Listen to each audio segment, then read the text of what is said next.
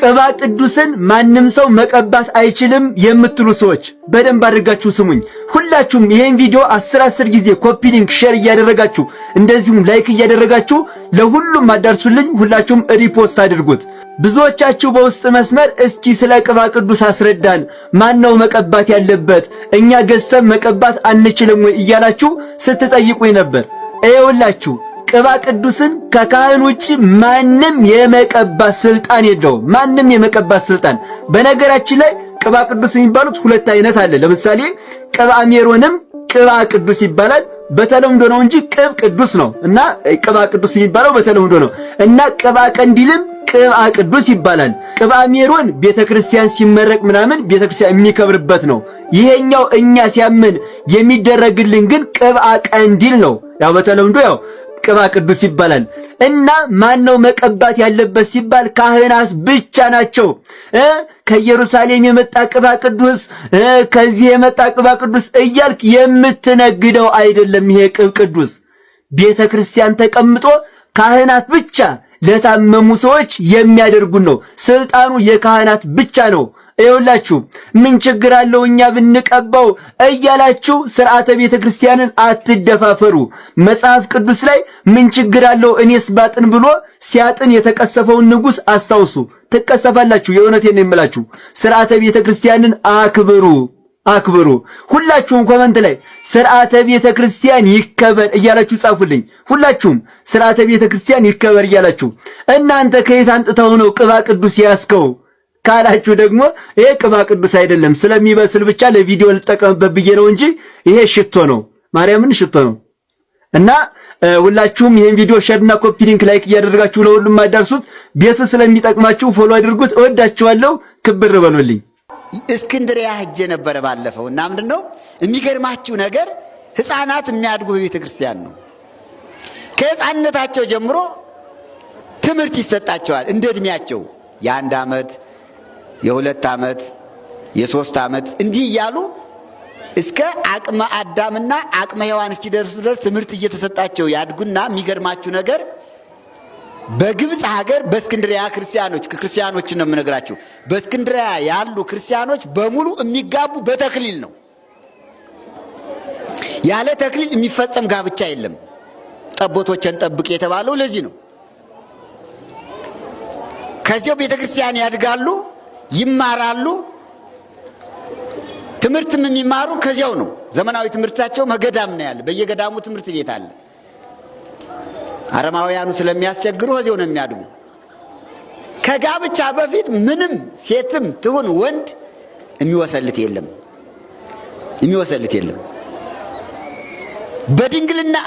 በድንግልና እንዳሉ የምትድራቸው ቤተክርስቲያን ናት። ከዚሁ ነው የሚታጭላቸው። ገሊትን ገሊ ያግባ፣ ገሊትን ገሊ ያግባ። ሁሉም በድንግልና ነው፣ ያለ ተክሊል አይጋቡም። የሚገርማችሁ ነገር በእስክንድሪያ ክርስቲያኖች ፍች የሚባል ነገር የለም። ትዳር አይፈታም በፍጹም። እንዲሁ እዚህ ላይ ጠበቅ አድርገን ልናስር ይገባናል። እዩማ ምእመናን፣ ፍች የሚባል ነገር የለም። ስሙም አይታወቅም።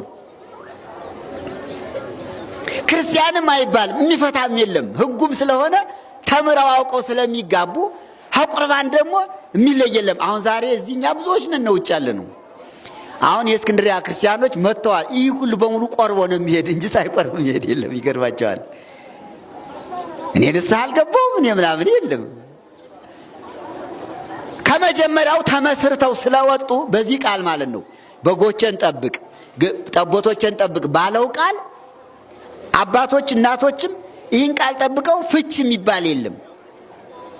ወጣቶችም ጋብቻቸው በቁርባን ተክሊል ስለሆነ አይቋረጥም። በቃ እኔ በጣም ነው የገረመኝ። በዚህስ ፍችስ እንኳን ክርስቲያኖች ሌሎችም አይፈቱም። በግብፅ ሀገር አሕዛብም ፍች ክልክል ነው ሰምቻለሁ። ከእኛ ጋር ስታመዛዝኑት እዩት እንግዲህ ጋብቻው እንዴት እንደሆነ እየተፋታ ያለው አሁን ይኖራል። እዚህ የተፋታ ለመፋታት የሚያኮበኩም ይኖራል። ክልክል ነው። እነዚህን ነው በጎችን ጠብ የተባለ እንዳይፋቱ። ንስሐ አባቶች እዚህ ላይ ኃላፊነት አለብን። ሁላችን ባልና ሚስት እንዳይፋቱ መምከር፣ ማስተማር። እንኳን መፋታት እንኳን መለያየት መጣላት እንደሌለ በአንድ ቅጽበት በደረሰባችሁ ስብራት ለምንድነው ሁሉ ጊዜ ተሰብራችሁ የምትኖሩት? አንዴ ነው የወደቃችሁ፣ አንዴ ነው የተሳሳታችሁት። ሁሉ ጊዜ ግን መነሳት አለ። እግዚአብሔር ሆይ ብወድቅ እነሳለሁ፣ በጨለማም ብቀመጥ እግዚአብሔር ብርሃን ይሆንልኛል። ጠላቴ ሆይ ደስ አይበልህ፣ ወደ ብርሃን ያወጣኛል፣ ጽድቅንም አያለሁ ነው የሚለው ክርስቲያን። ነቢዩ ነው ይህንን የተናገረው። ወጣቶች ዛሬ በሚሆነው ነገር ሥራ አጥታችሁ ሊሆን ይችላል። ትምህርት አልሳካ ብሎ ተዘግቶ ሊሆን ይችላል። የምወዳቸውን እንዴት እጦራለሁ ብላችሁ ጭርምት ኩርምት ብላችሁ እያላዘናችሁ እያለቀሳችሁም ሊሆን ይችላል።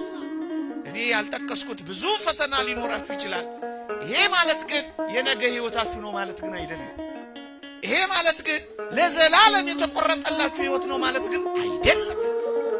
በዚህ ቅጽበት ይልቅ ወደ እግዚአብሔር ጸጋ፣ ይልቅ ወደ እግዚአብሔር ምስጢር ነው እንጂ መድረስ ያለባችሁ። ልሙት በቃ ለምን ትላላችሁ? ገና በልጅነታችሁ በጀመረው ነገር የበስተርጅና ዘመናችሁንም ለምን ታበላሻላችሁ?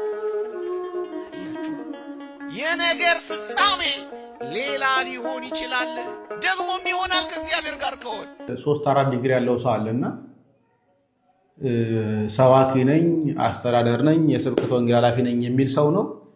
1-2 ቪዲዮዎች ላሳያችሁ። በጣም የሚያናድስ ነው።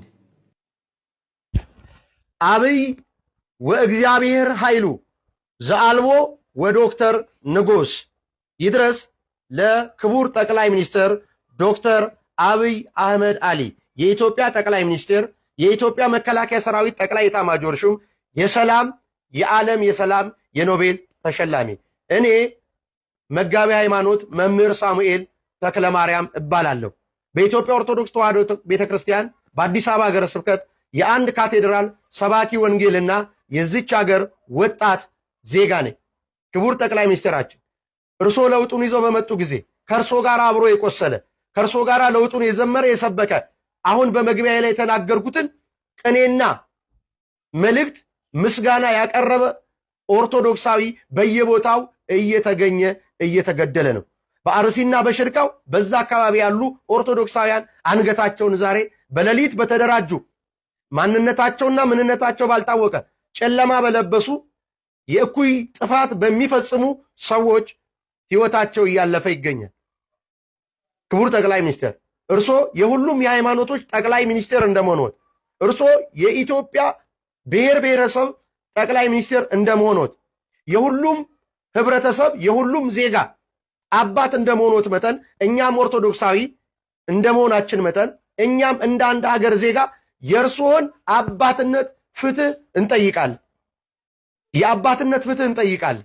በየቦታው የሚገደሉት የዚች ሀገር ዜጎች ስለሆኑ የዚች ሀገር ዜጎች ደግሞ ተጠሪነታቸው በቀጥታ ለእርሶ ስለሆነ በየቦታው በአርሲ የሚገደሉትን ኦርቶዶክሳውያን ደማቸው በከንቱ ፈሶ እንዳይቀር ደማቸው እንደ አቤል ፍትህ እያለ እየተጣራ ስለሆነ ገዳዮቻችን ለፍትህ ቀርበው ተገቢውን እርምጃና ቅጣት እንዲወሰድባቸው ስል በአንድ የኢትዮጵያ ኦርቶዶክስ ተዋሕዶ ቤተክርስቲያን ሰባኪና የአንድ የኢትዮጵያ ዜጋ ወጣት ዜጋ እንደመሆኔ እጠይቃለሁ። ክቡር ጠቅላይ ሚኒስትራችን ከእርሶ ጋር አብሮ የቆሰለ ከእርሶ ጋር ትናንትና በየአደባባዩ ለውጡን የዘመረና የሰበከ ኦርቶዶክሳዊ በአርሲና በሽርካ አንገቱ እየተቆረጠ እየተገደለ ይገኛል። ስለዚህ ኦርቶዶክስ ሀገር ናት ብለው እንደነገሩን ኦርቶዶክስ ሀገር ናት ብለው እንደሰበኩን ስለዚህ እንደ አባትነት የአባትነት ድርሻዎቱን ተወጥተው ገዳዮቻችንን ለፍትህ የሕግ የበላይነትን እንዲያስከብሩልን ስንል በቀጥታ ለእርሶ እናመለክታል፣ አቤቶታችንን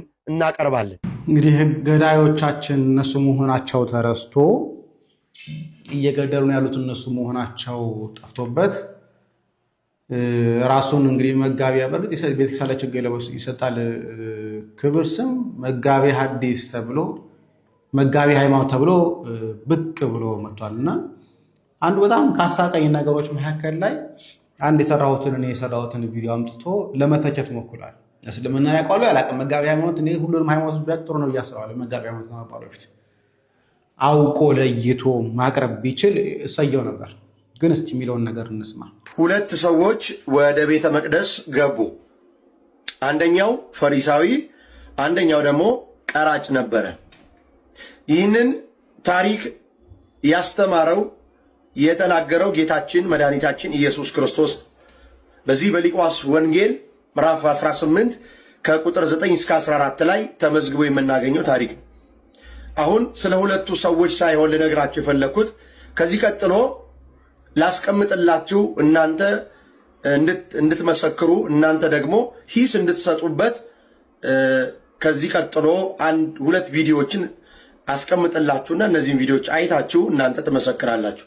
ከዛ በፊት ግን የኢትዮጵያ ኦርቶዶክስ ተዋሕዶ ቤተክርስቲያን በዘመናት በብዙ በሃይማኖቶች ድርጅቶች የሚሆን በሌላ ሃይማኖቶች ተከታይ ምዕመናን የተከበረች የተፈራች የታፈረችና በብዙ መንገድ የኢትዮጵያ ኦርቶዶክስ ተዋሕዶ ቤተክርስቲያን ቀዳሚ ተደርጋ ትወሰዳለች። ነገር ግን አንዳንዶቻችሁ የኢትዮጵያ ኦርቶዶክስ ተዋሕዶ ቤተክርስቲያንን የጠቀማችኋት እየመሰላችሁ አውቃችሁም ይሁን ሳታውቁም ይሁን በቅቤ የማይታሽ የአፎ ለምታ ሲይዛችሁ ይታያል። ይሄ የአፎ ለምታ ደግሞ የኢትዮጵያ ኦርቶዶክስ ተዋሕዶ ቤተክርስቲያን በሌሎች ሃይማኖቶች ተከታዮች ዘንድ ያላትን ከበሬታና ፍቅር ይቀንሳል። የትኛው ሙስሊም ነው ግን የኦርቶዶክስ ቤተክርስቲያን የሚያከብረው? እስቲ የትኛው ሙስሊም ሆኖ ነው ቤተክርስቲያንን አክብሮ እየኖረ ያለ? ጊዜ ማጣት ካልሆነ በቀር አሊያም መጽሐፍቶቻቸውን ባለማወቅ ካልሆነ በቀር የትኛውም ሀገር ላይ ሙስሊም ሆኖ ክርስቲያኑን አያከብርም። ሙስሊም ሆኖ ክርስቲያኑ የሚያከብር ከሆነ የሚጣላው መጀመሪያ ከቁርአኑ ጋር፣ ከቁርአኑ ሲያልፍ ደግሞ ከሐዲሱ ጋር ይጣላል። በኋላ በማስረጃ እናየዋለን። ወደዳችሁም ጠላችሁም ይህች ቤተክርስቲያን ብዙዎች የሚያከብሯት ብዙዎች እንደ አራያ የሚቆጥሯት ናት። እንኳን በ40 እና በ80 ቀን አጥምቃ የሥላሴ ልጅነት የሰጠችው ቀርቶ በሌላ የሃይማኖት ተከታዮች ዘንድ እንኳን የኢትዮጵያ ኦርቶዶክስ ተዋሕዶ ቤተክርስቲያን በጣም የምትከበር ናት። ግን ሳናውቅ የምንናገረው ዳሂፀ ልሳን ቤተክርስቲያኒቷን ይበልጥ እያስጠላት በሌሎች ዘንድ የተጠላች እንድትሆን ያስደርጋታል። ስለዚህ እንድትጠነቀቁ ነው ልነግራችሁ የፈለኩት። እስኪ እነዚህን ሁለት ቪዲዮዎች እኔና እንመልከት ተራ በተራ። ሙስሊሞች አራጆች እንደሆኑ ይታወቃል። እስልምና አራጅነት ነው ሁሌም የምናገረው። ካነሁ ላ ያዕኒና የማይመለከትን ይመስላል። እንዴት ነው የማይመለከትህ? እምነታቸው የፈለገ ይሁን፣ ኦርቶዶክስ ይሁኑ፣ ፕሮቴስታንት ይሁኑ፣ አይሁድ ይሁኑ፣ እምነት የለሽ ይሁኑ፣ ሰዎች አይደሉም ወይ?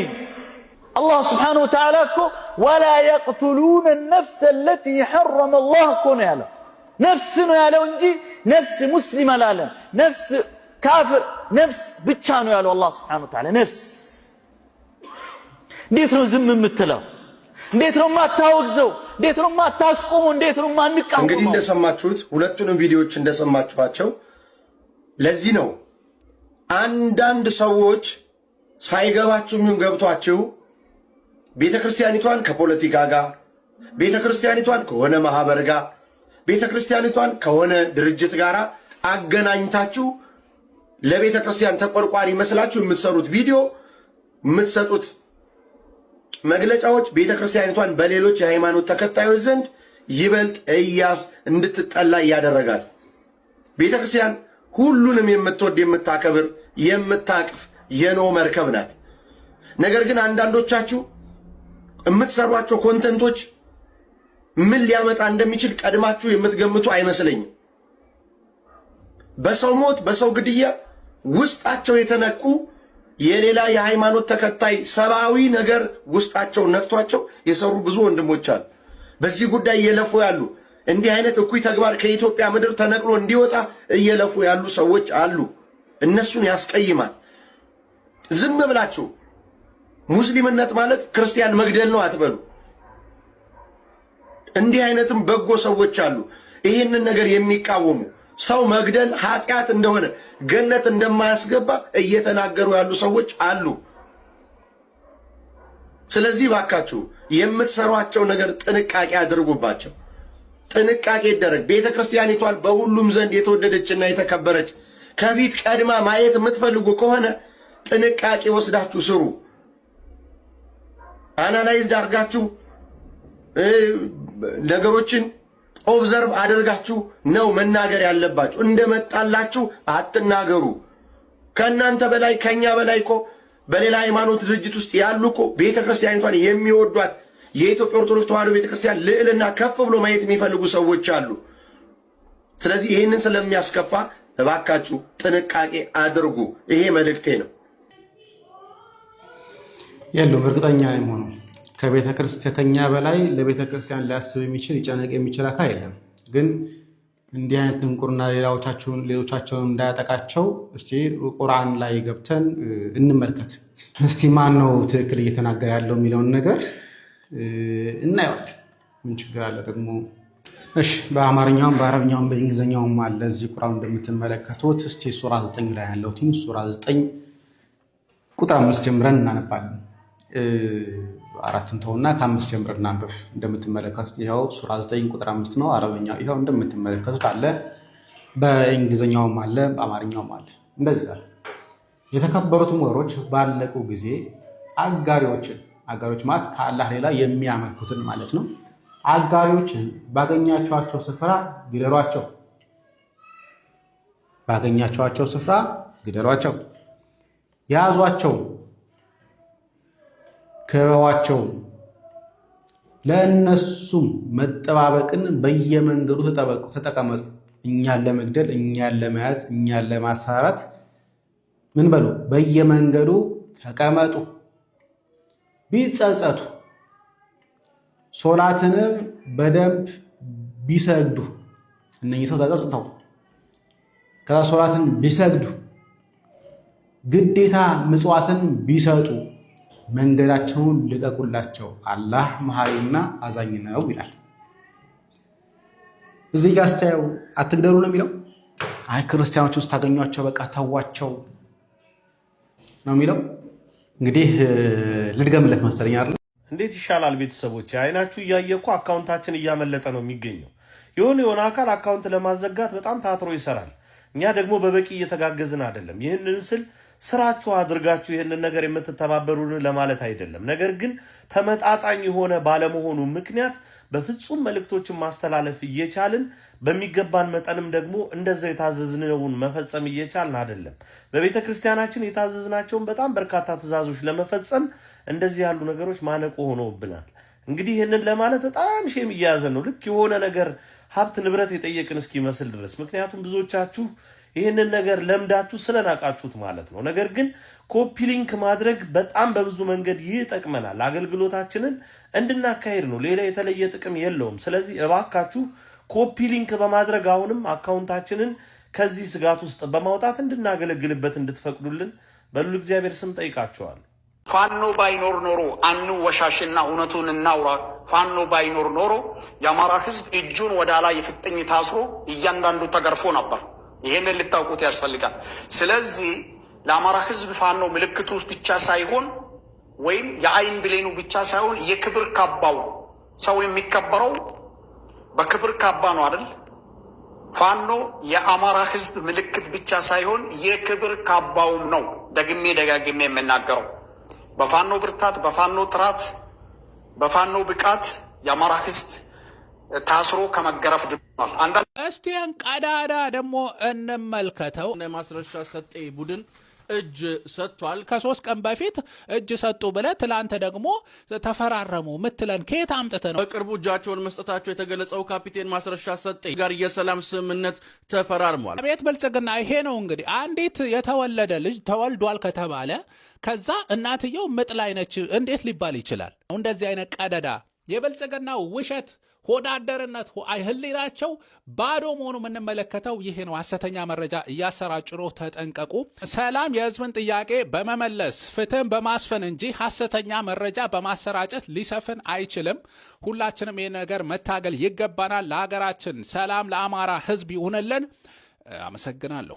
ከኋላ የምትመለከቷቸው ሊቀ ሕሩያን ዳዊት ታደሰ ይባላሉ። ከሰሞኑን ሲያወዛግቡ ነበር። በተለይ ደግሞ ሊቀ ሊቃውንት ቆሞስ አባ ተክለ ሃይማኖት ወሉን ብፁዕ አቡነ ባልሲዮስ ብሎ ብዙ ምዕመናን ብዙ ሊቃውንትን አስኮርፈው ነበር። ከኋላ የምትመለከቷቸው ከቀኖና ቤተክርስቲያን ውጪ ቆሞስን ጳጳስ በማለት በአውደ ምሕረት ላይ የተናገሩት ሊቀ ሕሩያን ዳዊት ታደሰና መጋቤ ሐዲስ ቃለ ጽድቅ ግርማ ይቅርታ ጠይቀዋል። ኦርቶዶክሳውያን ኮፒ ሊንክ ሼር ሪፖስት እያደረጋችሁ መጋቤ ሐዲስ ቃለ ጽድቅ ማለት አለቃው ናቸው፣ የደብሩ አስተዳዳሪ ናቸው። ለማንኛውም ኦርቶዶክሳውያን ኮፒ ሊንክ ሼር ሪፖስት ማድረጋችሁን ግን እንዳትረሱ። የቀድሞ ኪራይ ቤቶች ድርጅት የአሁኑ የቤቶች ኮርፖሬሽንን አስመልክቼ በሰራሁት ቪዲዮ ላይ የመስሪያ ቤቱ የተለያዩ የስራ ኃላፊዎች አይተውታል ይመስለኛል። አንድ የስራ ኃላፊ ነኝ የሚል ሰው ደውሎልኝ ጥሩ ንግግር አድርገን ተግባብተናል። እንግዲህ የወሬው ምንጭ ዋናው ነገር ፋና ብሮድካስቲንግ ኮርፖሬት ነው። በዚህ ዶኩመንተሪ ላይ እነሱ ማስተላለፍ የፈለጉት ነገር ቢኖር ኪራይ ቤቶች ድርጅት ወደ ቤቶች ኮርፖሬሽን ሲሸጋገር አራውንድ 52 ይዞታዎች ከ3 እስከ 43 ዓመታት ድረስ በግለሰቦች እጅ የነበሩና ካርታ ወጥቶባቸው ግለሰቦች ሲጠቀሙባቸው የነበሩ ናቸው። እኛ ኮርፖሬሽን ከሆነ በኋላ ግን በጠንካራ ሰራተኞቻችን አማካኝነት የተለያዩ ግለሰቦች ይጠቀሙባቸው የነበሩ ይዞታዎችን ወደ መንግስት አምጥተን የህብረተሰብ የህዝብ እንዲሆን አድርገናል። በዚህም ክሬዲት ሊሰጠን ይገባል ነው። ትክክል ነው። ይሄ አያጣላንም። በዚህ ዘመን ለዛውም በዚህ ጊዜ ታማኝ ሰራተኛ በሌለበት የተለያዩ ጥቅማ ጥቅሞች የሚያታልለው ሰራተኛ በበዛበት ዘመን ሽንጣችሁን ገትራችሁ እነዚህን ይዞታዎች ወደ መንግስት እንዲመለሱ ማድረጋችሁ ክብር ይገባችኋል። እውነት ነው የምላችሁ፣ ክብር ይገባችኋል።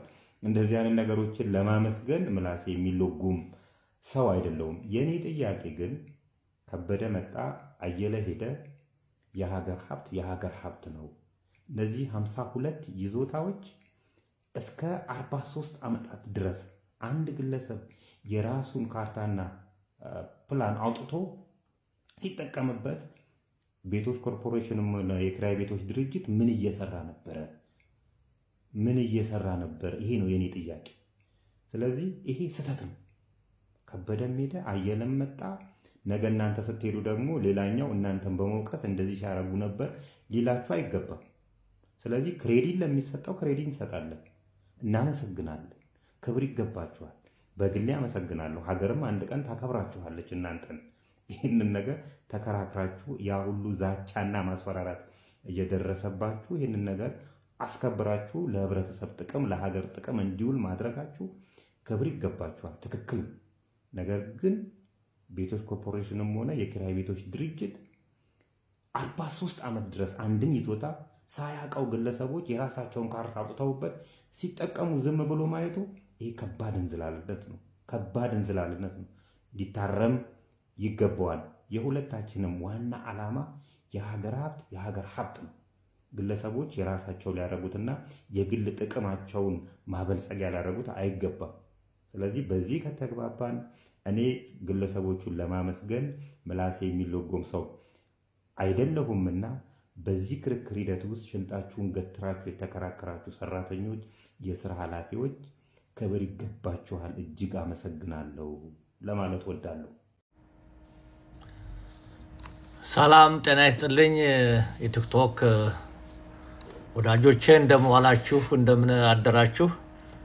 ዛሬ የቀረብኩት በጣም አስቸኳይ ለሆነ የሚያንገበግብ ጉዳይ ስለደረሰኝ ይህንን ለፋኖ ታጋዎች ለአማራ ሕዝብ እንድታደርሱልኝ በታላቅ ትሕትና ጠይቃለሁ። ይድረስ ለአማራ ፋኖ ታጋዎችና የህልውና ትግሉ ደጋፊዎች። ለ497 ዓመታት ርስቱን፣ ማንነቱን፣ ባህሉንና ሃይማኖቱን ተነጥቆ አገር አልባ የሆነው አማራ ህልውናውን ለማስጠበቅ የሞት ሽረት ትግል በሚያደርግበት በዚህ ወሳኝ ወቅት በሽምግልና ስም ትግሉን ለጠላቶቹ አሳልፈው ለመስጠት የቆረጡ ሰዎችና በሽምግልና ስም ድርጅት ያልመሰረተውን አፋብኃንና ከብልጽግና ጋር የሚሰራውን ደጋግመን ያየነውን የሰማነውን አፋብኃን እናዋሃዳለን በሚል ታላቅ ሴራ እየተሰራ ነው።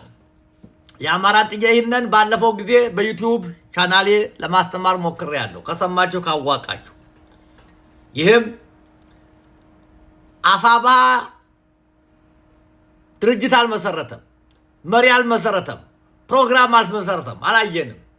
ያ በሌለበት ጊዜ ውስጥ የአማራን ጥያቄ የማይመልስ ፕሮግራም ሰራው ያለውን የእስክንድር ነጋን ሐሳብ የያዘ ተግባራዊ እንዲሆን ሻለቃ ዳዊት ወልደ ጊዮርጊስ፣ ዶክተር አስፋው ወሰን አስራት፣ አቶ ብርሃነ መስቀል ነጋ፣ ዶክተር አክሎግ ቢራራና አቶ መስፍን የተባሉ ሰዎች በሽምግልና ስም ይህን ሰነድ የአማራን ትግል ድባቅ የሚከተውን የአማራን ጥያቄ የማይመልሰውን ተቀብለው ድርጅቶቹን እናዋሃዳለን የሚል ስራ ላይ እየሰሩ እንደሆነ ሰምቻለሁ።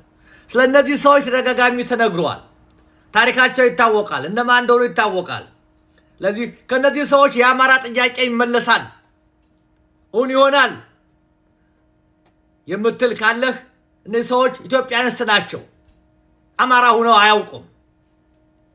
እና ከነሱ ጋር በነሱ ዘር ይመጣል ይረበታል የምትለው መመሪያ የሚወጣ መመሪያ የአማራን ጥያቄ ይመልሳል ብለህ ካሰብክ ፋኖ እስካሁን የደከምክበት ድካም የተሰዉ ወንድሞቻችን እህቶቻችን የወደመ ተቋም ንብረት በለል ውሃ እንደገባ ቁጠረው። ይህ አሳፋሪ ድርጊት ነው። የአማራን በመጀመሪያ ደረጃ የአማራ ጥያቄ ምን እንደሆነ ሳይረዱ የአማራው ብሶት መቼ ይሄ እነሱ ያዘጋጁት ሰነድ የዛሬ 50 ዓመት ይጀምራል ነው የሚሉን። 497 ዓመት ነው። እነዚህ ወራሪዎች ገብተው ከመጡ ጊዜ ጀምሮ የአማራ ህልውና የአማራ ተነጥቋል። አሁን ቅድም ስራ ነበረ፣ ጀዋር የሰራው ስራ አለ። የትግሉ ሁኔታ አላለበት ነባራዊ ሁኔታ ወቅት በሚለው 64 ገጽ የኦሮሞን ትግል ከየት ተነስቶ ከየት እንደደረሰ ምን እንደሚቀረው ነግሮናል። ከዚህ ሐሳብ የራቁ አይደሉም ሰዎች። ስለዚህ ነቅተህ የሚሰራው ስራ ይህን ደግሞ በሽምግልና ስም 4 ሰዎች ተስማሚ እንዲሆኑ ሰነድ እንዲያጠርቁ ስምምነት ተደርጓል። 4 ሰዎች ከፋኖቹ የፋኖቹ ውክልና አለ ለማሰኘት። አሳፋሪው ፓርትም እሱ ነው። በፋኖች ስም ስተት እንዲሰራ ፋኖቹ ተስማምተውበታል ለማሰኘት።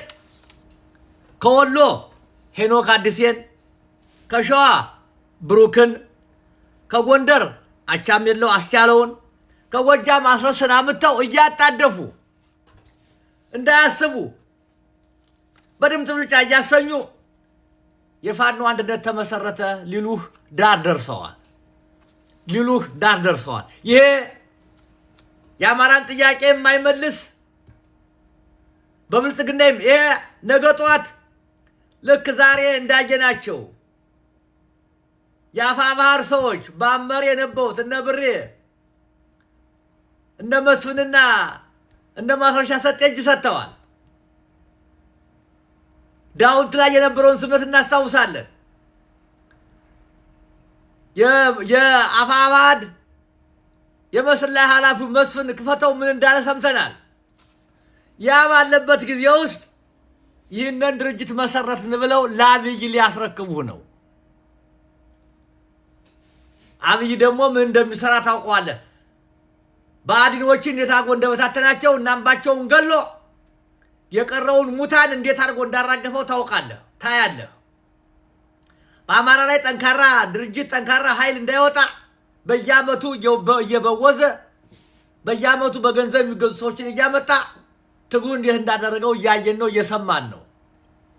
አሁንም ይህን የተጠናከረ ትግል እነዚህ ሰዎች እነማን እንደነበሩ እወቃቸው። አማራን ትምክተኛ፣ ነፍጠኛ፣ ጨቋኝ ነገድ፣ ጨቋኝ ብሔረሰብ እያሉ ሲጽፉ የነበሩ አብዛኞቹ የሚየሶን ሰዎች፣ አብዛኞቹ ደግሞ አንደኛው ዋና የደርግ እነዚህ ሰዎች ለአማራ ጥያቄ አማራ ኃይል እንዲወጣ የሚሰሩ አይደሉም። ደጋግመን ተናግረናል። እንግዲህ ደም ተቀብቶ ዝንብ አይፈራም። እነዚህ ሰዎች ጋር ትግሉ ይቀጥላል። ይህንን ለፋኖ አድርሱልን። የፋኖ ታጋይ ከላይ ሆነህ እኒህ ሰዎች በሚሰሩት ስራ እንዳትስማማ። የአማራው ጥያቄ ረጅም፣ ሰፊ፣ ውስብስብ ነው። የአማራውን ማንነት ለማስጠበቅ ከፈለክ ፋኖ ብለህ ወጣህ፣ የአባቶቻችን መልካም ስም ይዘህ ወጣህ ፋኖ፣ መሪዎችህ የሚያደርጉትን ሴራ ጠይቅ። ይሄ ትክክል አይደለም። ትክክል የሆነ አካሄድ አይደለም። አፋብሃ የራሱን አንድነት ሳይመሰርት የራሱን መሪ ሳይመሰርት ያሁኑ ትግል ዘመነን አውራ እስክንድርን ምክትል አድርጎ ለመውጣት ሌላ ዓላማ የለውም። ያ ከሆነ እስካሁን ለምን ተዋጉ ወንድሞቻችን? ትግሉ ማለት ነው የአማራ ህልውና ትግል በዘመነና በእስክንድር የስልጣን ጥማት ህዝባችን ያልቃል ማለት ነው። ይህንን ወቅ ይህንን ደግሞ ለማድረግ አንተምተው ዘመነ መሪ ይሁን እስክንድር ተከታይ ይሁን የሚል ሴራ ተሰርቷል። ይሄን የሴራ ነው ለኔ ለሁለቱም አይበጅም። እርግጠኛ ነኝ የፋኖ መሪዎች የፋኖ ታጋዮች ይህንን ሴራ አሁን መናገር ቢያቅታቸውም የሚመች አይደለም። የበለጠ ደም ያቀባል። ይሄ ሻዕቢያ በቲኤልኤፍ እና በቲኤልኤፍ መካከል የፈጠረው ስምምነት አይነት በስምምነት ስም አንደኛውን ግሩፕ ለማረድ የተፈጠረ ሴራ ነው። የዚህ ሴራ ባለቤት ደግሞ እነዚህ ሰዎች ናቸው ብዬ ነው የማምነው። ልክ ሻዕቢያን እንደሰራው ያህል የስምምነት የአንድነት ዝም ብሎ አይመጣም። ደም ፈሷል። ሰዎች ሙተዋል፣ ታርደዋል፣ ተዋርደዋል። እና አውሮፓና አሜሪካ ሆኖ የአማራን ታሪክ የአማራን ማንነት በአማራ ትግል ውስጥ እማናውቃቸው አንተ ጋር ቁመን ነበር የሚል ሰው ይምጣ። ሰዎች ዛሬ ትግሉን ሊያፈርሱት ነው። በዚህ መገናኛ